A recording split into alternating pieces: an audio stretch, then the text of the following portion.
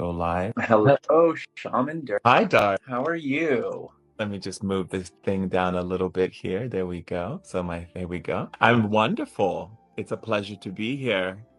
It's a pleasure to be talking to you right now. I'm actually a little flabbergasted. I didn't think that I was going to get on, Well, but here I am. on. By the way, I loved your book.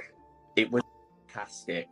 I listened to it on an audiobook, which was recommended because it was in your voice, and you read it, I think, in a way that no one would like it. I don't think people would get the real gist of the book had it not come from your true voice. The That's way what you read it. then they said to me that, my publisher was like, "Do you want someone to read your book and do the audio?" And I said, "Absolutely not. They won't understand what I think and how I say the things I do because I can be a bit cheeky." And it just was so effective. You touched my heart today. Yes. Yes, you touched my heart. Yes. Yes, I Amazing. wanted people to feel the humor.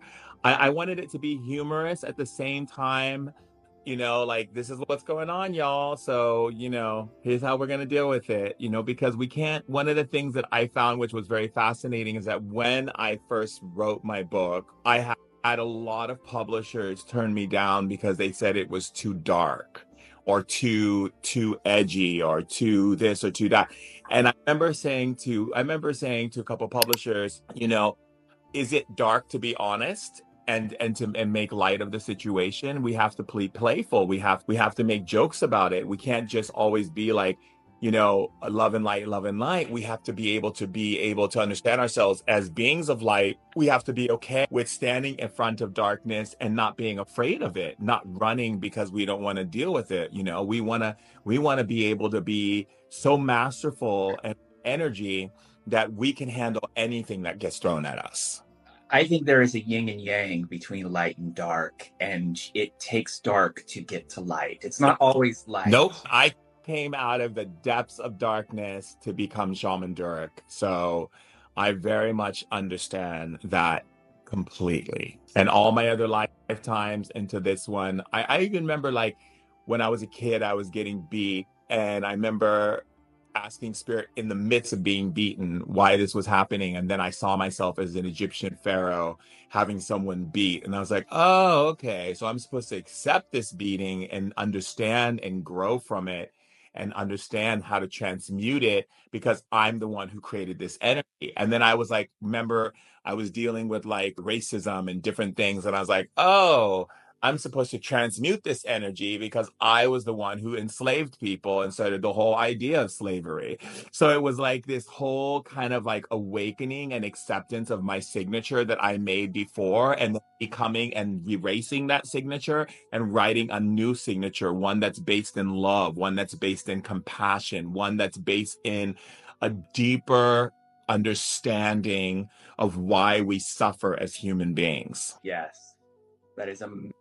And so huge to like make that connection. Yeah, because there had to be an understanding. I knew that we weren't being punished, and I knew that God wouldn't punish because God doesn't understand anything other than love.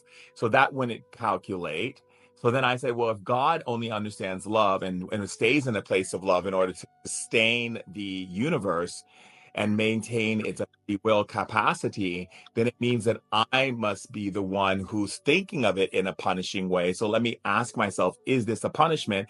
And I got, no, this is a correction. This is you rewriting a different story for the planet by coming in and taking responsibility for the energies that you've created. So I was like, oh, of course, as a spiritual being, we would do that. Of course, we would choose to come back and clean up the mess we left behind. That makes great sense because in ancestry, when your ancestors, reason why we call on our ancestors is they're here to, because now the veil has been removed.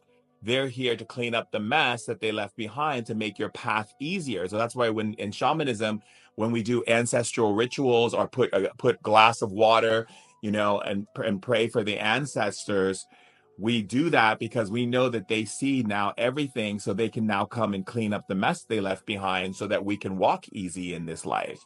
But when people don't have that relationship with their ancestors because they think their ancestors are still the same on the other side, they're not giving their ancestors the opportunity to clean up their mess, and then they have to clean up all those obstacles instead of going, ancestors, I'm being met with obstacles, so please clean this up, and it's made my life so much more easier as well, because even like dealing with the press and people writing horrible things about me, or like my mom or my family members going into and selling stories to the press that are lies about me. At first I was like, oh, that hurt. And then spirit was like, does it, or is it an opportunity for you to demonstrate love? And I was like, oh my God, this is an opportunity for me to demonstrate love.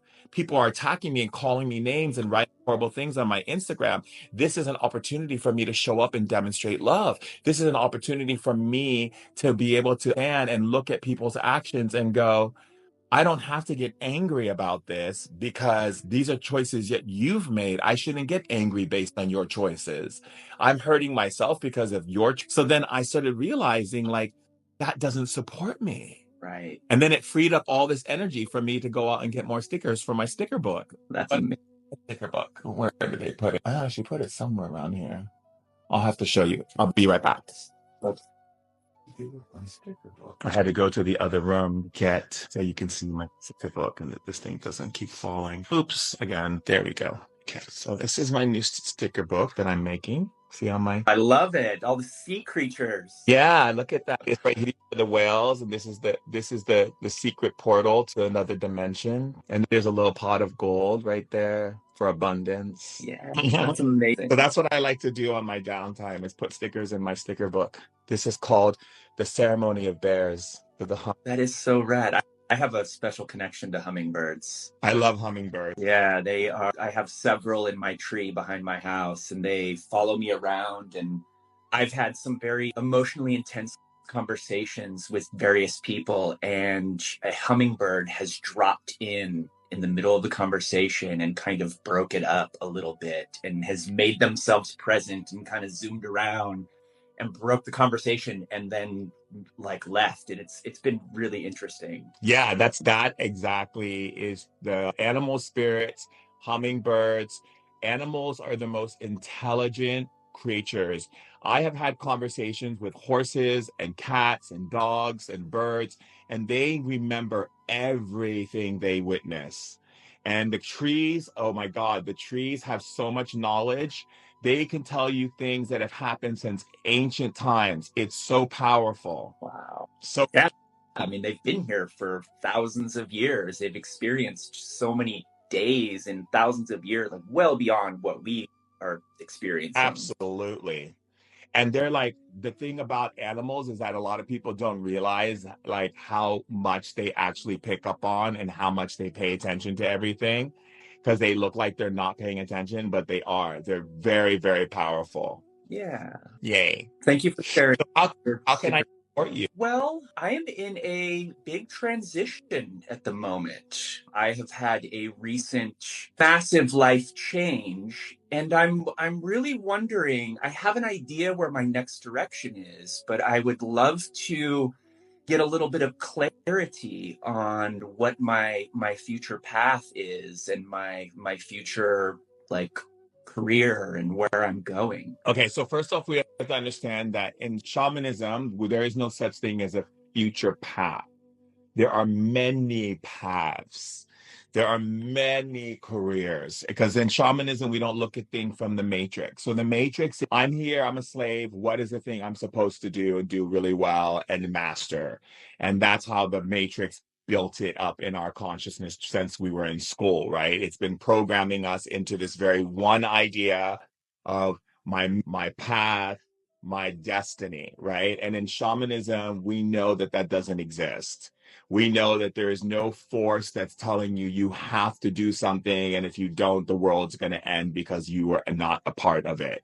You are on planet Earth for the exploration. So I need you to start looking at yourself as an explorer and not so much as I need to have a career. Okay? Because the career locks you in to an energy that limits you from being able to see. And so when you go into the idea of what is my career, you're already limiting spirit from opening up the many pathways of energy in which you can go down. So when I talk to spirit and I say, what's his career? They go, well, what do you mean? Like, because that doesn't make sense to the spirit world, because there's no such one thing. That's very matrix. They'll say, you mean, what are the things that he can do while he's on this exploration? Things that he could get involved in that will make him happy. So these are more of the questions we want to ask. And then also when it comes like, what was the other one you said, which was not just career, but like what's coming, what's my future, right? So there is no such thing as a future. Future is created basically in how you think right now. So everything changes as you think. So in this right now moment, what we want to do is that we want to open up your consciousness to perceive a future that has many adventures and many opportunities for prosperity, for happiness, for love, for all of these types of things. Instead of just saying, this is what your future is, right? Because what happens in that is you're limiting yourself again from the other tendrils, which are the pathways that exist from those things showing up. So it's not so much about what is your future, is what do you want your future to be? Okay. So that would be more of the sense. So first of all, let me see what your spirit has to say in regards to that. So I'd like to talk to his spirit in regards to his idea of the future, what that may perceive or look like. What is his idea of the future? I see. Okay, so they're saying that you're being in a place where there's nature. They said lots of nature. They said that you need to be around nature and be in a very peaceful type environment where you can create or invent. So create and invent means come up with ideas of things that you want to bring forth to people that actually create rewards for people. And what type of when you say invent, what exactly are we looking at here as far as inventing? Okay, so I'm just going to spout out all the different things that they're saying to me so you can understand. Yeah.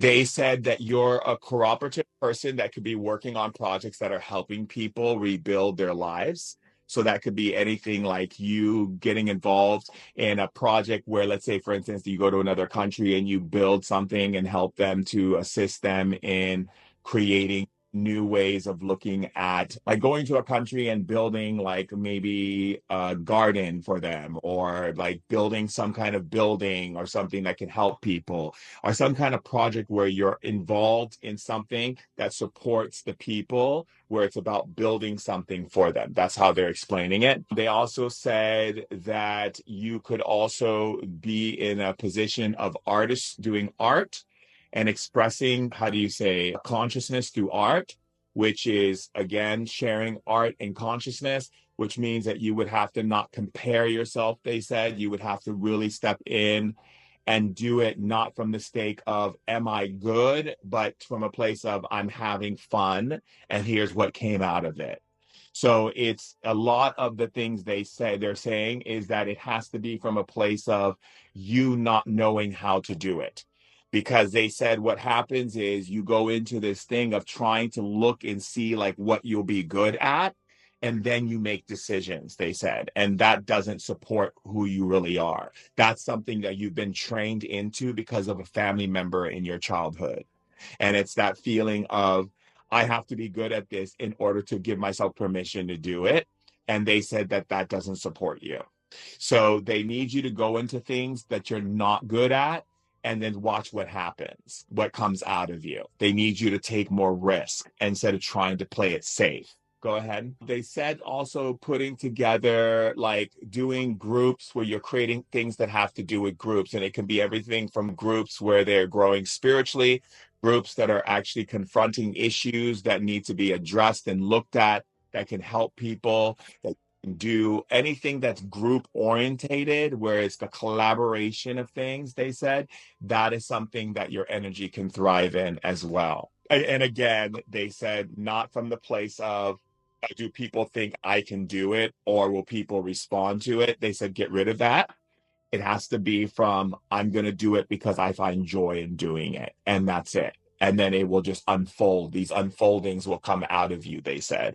They said the reason why you get stuck is because you think too much about being perfect to do something and to take action. And that doesn't support you. Are you following? Yes. Okay. What else have you noticed in his life around him? They said that when you go into comparing yourself or thinking so much of wanting to be perfect, it takes away from your inner child.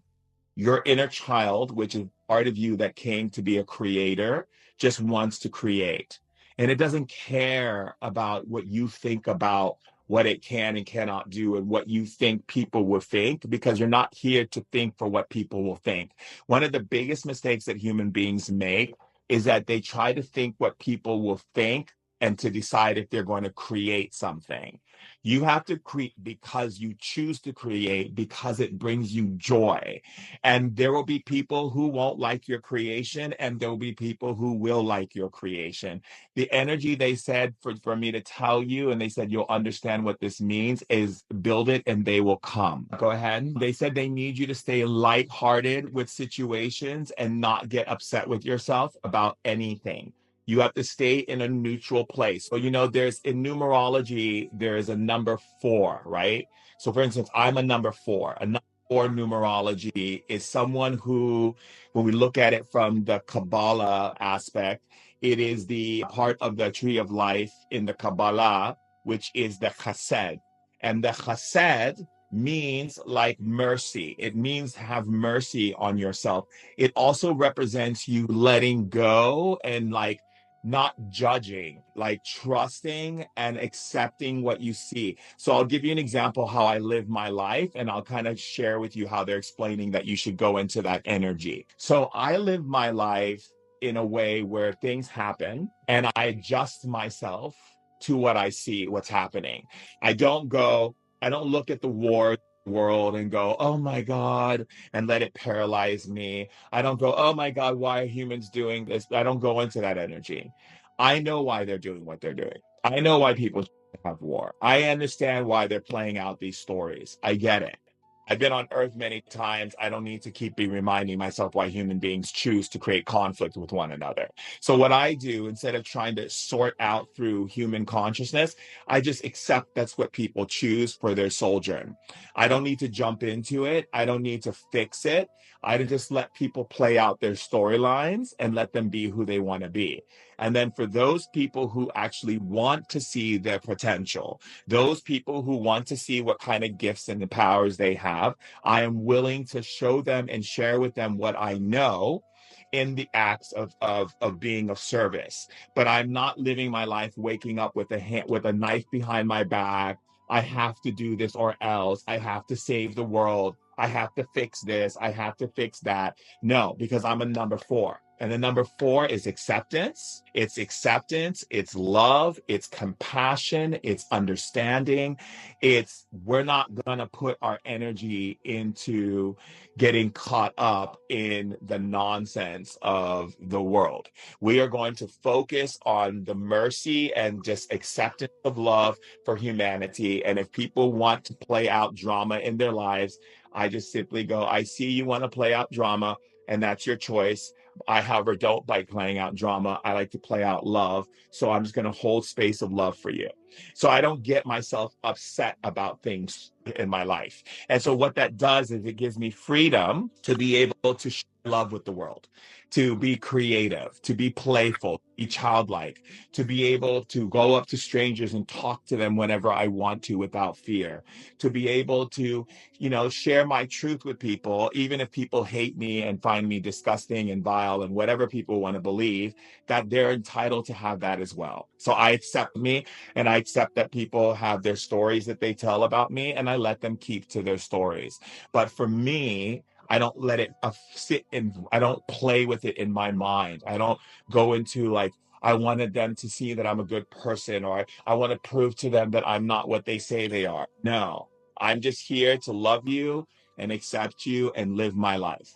So the reason why they're saying this to me is because they want you to start carrying the 4 energy. The 4 energy is, I'm not trying to be perfect to do something. There was a time in my life, I'll give you an example.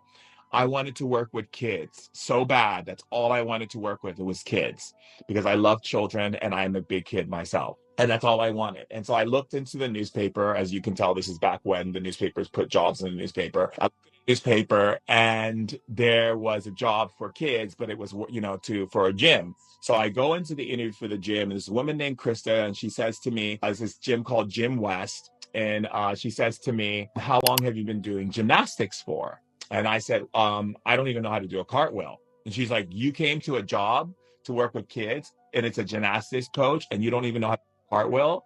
I said, no, I don't know how to do a cartwheel. I don't know how to do a flip. I don't know how to do any of these things, but I do know that I love kids, and I love working with kids, and I will do anything for kids. And I like to be there for them and protect them and hold space for them, you name it. And so she's like, okay, so why should I hire you over this person who had 10, 12, 15 years of gymnastics? I said, because I love kids. And that's why. Well, anyway, she ended up hiring me for the job with the example that she would train me for 3 months in gymnastics. I would have to be able to execute every single gymnastics thing she taught me, and to teach a class and to spot her classes until I can execute it in 3 months in my test. And if I could execute it and show that I can teach a class, the job is mine. Well, because I loved kids so much, I did it. I don't know how I did it, but I did it. I actually learned how to do a forward handspring front split, flip on the springboard. I learned how to do the rings. I learned how to do everything. And I taught my class, and I was one of the best teachers at this gym. Now, this is why I'm telling you this story. I'm telling you this story because a lot of times when you're thinking too much, you start to think yourself out of the things your soul wants to experience, because you start asking yourself, can I do it? Am I good enough? Will people respond to me? Okay, so here's the 3 energies here. 1, you are good at whatever you put your heart to. 2, you are good enough because you are a child of God. 3, you can excel at anything you decide to excel at, as long as you do it with your heart and soul. It's not about what the people think. It's about what you think. So if you can remember those 3 things, it's not about what the people think. You're good enough because you're a child of God, and you're good enough because if you put your heart and soul in it, you will be successful. Thank you so much. This has been a mind-blowing experience, and so amazing. I have one other question to ask you. By all means. Wondering, I have been having some stomach issues lately, and I was wondering if there was any connection to spirit or they had an answer for why I've had this stomach irritation or imbalance, so to speak. Let's take a look. Spirits who deal with his health and his body, why is he having stomach issues? You have a lot of inflammation in your lower abdominal area, they said, and you are carrying a lot of stress in your stomach area where you're holding on to emotion. So I'm going to tell me when you feel a sensation in your stomach. I'm just going to go ahead and probe around there. You just tell me when you feel this. Okay. And tell me when you feel this. Okay. And what does that feel like to you? Sort of like a tickle. Okay, give me 1 second. Team, go ahead and resurface the energy in the tissue and remove the inflammation out of his mouth and throat. Frustration and anger, remove that from the tissue as well and release that out of his mouth and throat. Not honoring his emotions. Tell me when you feel the part of your being that you do not honor in your emotions. I feel that in my heart. It's connected to your heart. It is. And pull that out of his mouth and throat as well. Good. And then tell me when you start to feel your stomach feeling better. More at ease. It's getting more ease. Exactly. Now, what I want you to do is say this out loud. This is called spiritual forecasting. I want you to say, body, if I was to release more anger, frustration, and tension, how will my stomach feel? Body, if I were to able to release more anger and tension, how would my body feel? A sense of relaxation. Now say, body, if I was to do that for 1 month, how would my health feel? Body, if I was to do that for 1 month, how would my health feel? Rush of calm energy through my body. Now say, mind, show me what makes me uncalm. What's causing disruption from this world to my body? Did you say what thought? Did you say mind in the beginning? Yeah, say mind. Mind. Show me what thoughts. Show me what thoughts causing disruption in my stomach. Are causing disruptions in my stomach. And what did the mind reveal to you? Holding on to my past. You know, there's an old saying in the Bible that I like to use some different scriptures from different associations of thought. But there's a story of the leaving the city of Babylon, and he tells Lot, if you leave Babylon, tell your wife not to turn around and look back, or she'll turn into a pillar of salt. And every time you look at your past and you go back to a memory of your past that caused you pain, your body actually feels that pain again. So you become salty. You're putting more salt into the wound. You're not allowing the wound to heal itself, because now in this time now, you have all the time now to be able to create a different energy and a different experience than that what you've had, right? Just like in my childhood, I went through a lot of abuse, but now I don't have to go through that abuse because I get to be surrounded with people who love me. I love me. That's the big one. God loves me. That's huge. And then I've got beautiful people and family members and a beautiful fiance and people who around me and my children who love me. And so that's even more beautiful energy, right? And then I get to have the tribe and people love me in the world, and that's beautiful. So, and the trees love me and the flowers love me. And there's all this love that is there that I get to be a witness to, and I get to recognize and feel and take into my being. So I don't have to keep looking at the past of the pain I went through, because I get to choose something different right now, right? But when you go looking at the past, your body feels like it's under attack again. And it keeps taking in more of that attack. Your mind keeps then setting in, and the energy keeps going back into your system. So the energy that your body wants to get rid of is now being flushed back into your system. And your stomach, which is the place of how you feel internally about yourself and how you feel about the things that have happened to you, is now being affected. So then what happens? You build inflammation. Your organs start tightening up. Your breath starts tightening up. Everything starts tightening up again, because it goes into fear again. It goes into panic. It goes into, I can't believe I'm going through trauma like this again. And I thought I was moving away from it. Okay. And this is what causes internal blockages, energies that are not able to move, continue to thrive outwardly into its expression of transmutation, transformation. And again, we call it recycled pain. So it's very important for us to not have recycled pain. Very important. So I want you to say to your body, say, body, if I stopped focusing on the past and started getting excited about the amazing possibilities of the future, how would I feel? If I stop focusing on the past and start thinking about the amazing possibilities of the future, how will my body feel? Feel a sense of being lit up and happy and excitement, like pure excitement coming out of me. Yes. And say, if I maintain that for 1 year, what would my life be like?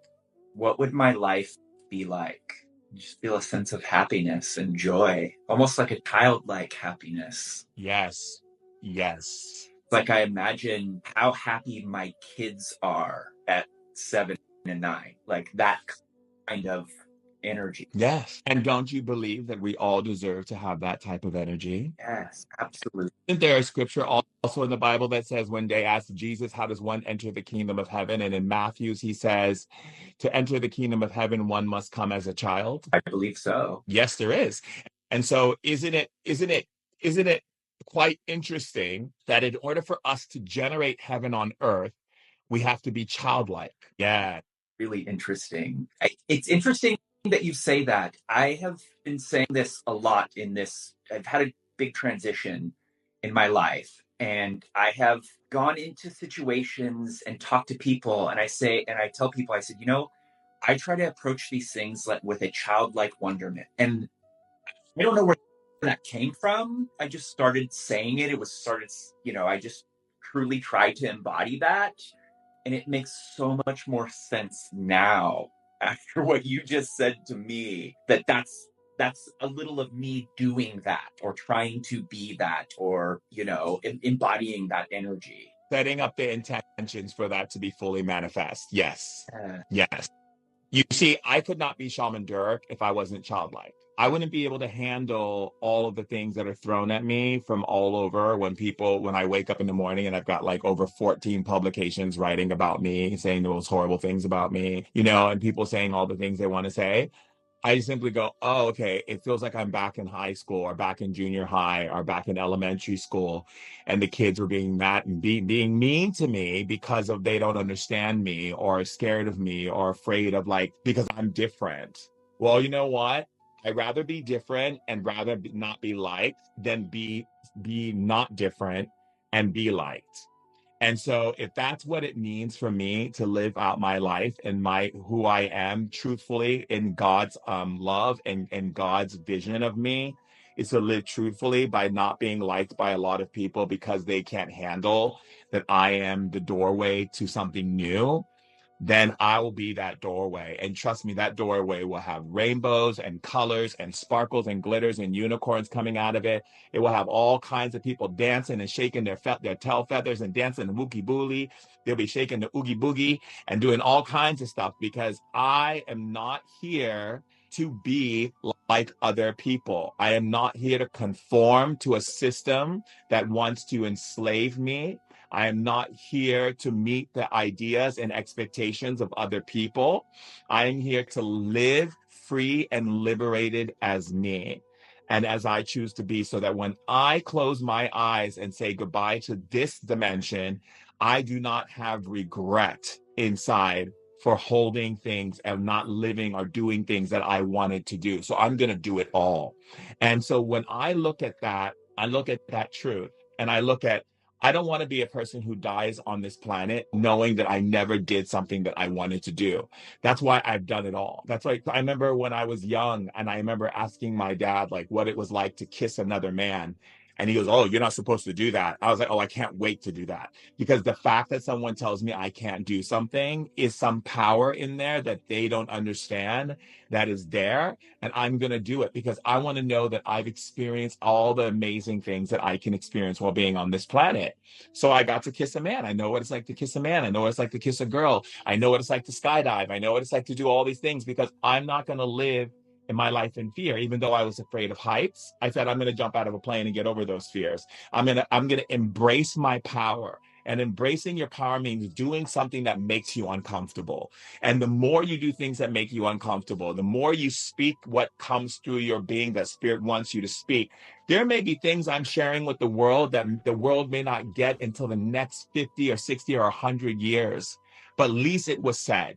So for me, the way I live my life is I'm not going to live my life by having some voice in my head tell me I can't, or have some voice in my head tell me people are going to make fun of me, or have some voice in my head tell me that people aren't going to understand me. I don't care. I don't live to be understood. I live to be misunderstood. And that is how I live free. And you know, I'm saying this to you for a reason, so that you can break free and be a kid. You know, to be a kid is children don't care what you think. The kids, when they're at the age where they're just like, I remember this one kid came up to me, touched my stomach, and he goes, oh, you have a lot of groceries. Like, and I started laughing because that's how he saw it. I ate a lot of groceries, and like, kids say things because they're like, I see the moon, it looks like a piece of cheese. Fantastic. Does it really? What kind of cheese?